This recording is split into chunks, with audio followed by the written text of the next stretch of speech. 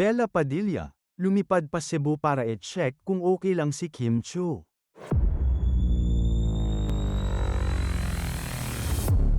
Isang nakakagulat at masayang pangyayari ang naganap nang biglaang bumiyahe patungong Cebu ang aktres na si Bella Padilla upang personal na dalawin at kumustahin ang matalik niyang kaibigan na si Kim Chiu.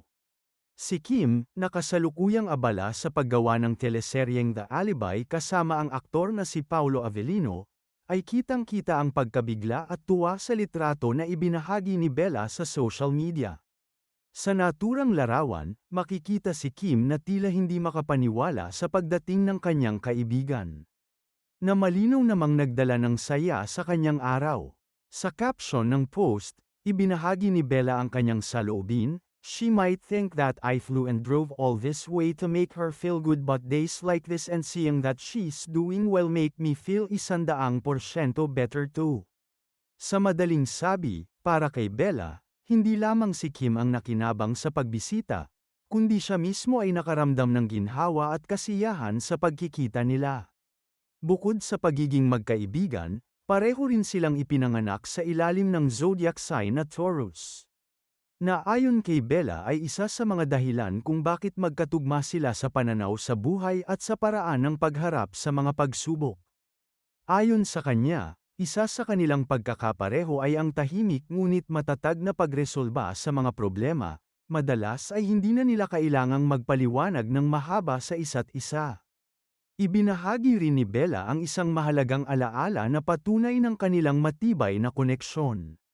Noong pumanaw ang ama ni Bella, hindi na niya kinailangang imbitahan si Kim para samahan siya sa Zurich.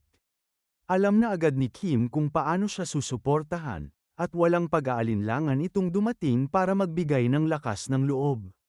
Para kay Bella, isa itong malinaw na halimbawa kung gaano kalalim ang kanilang pagkakaibigan, isang relasyon na hindi laging nangangailangan ng salita para maipadama ang malasakit.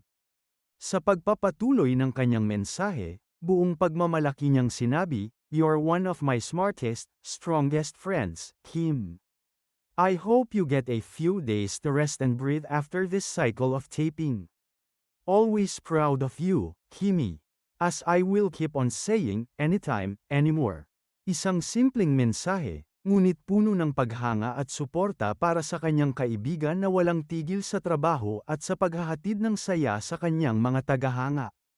Ang hindi inaasahang pagbisita ni Bella ay hindi lamang nagbigay ng pahinga at inspirasyon kay Kim, kundi nagsilbing paalala kung gaano kahalaga ang pagkakaroon ng mga kaibigang handang dumamay sa oras ng pangangailangan, kahit walang espesyal na okasyon o dahilan.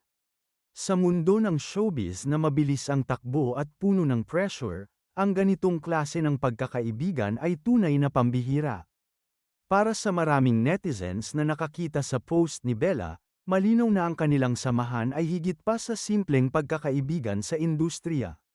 Isa itong koneksyon na hinubog ng mga taon, pinagdaanan ng maraming pagsubok, at pinatatag ng walang sawang suporta sa isa't isa.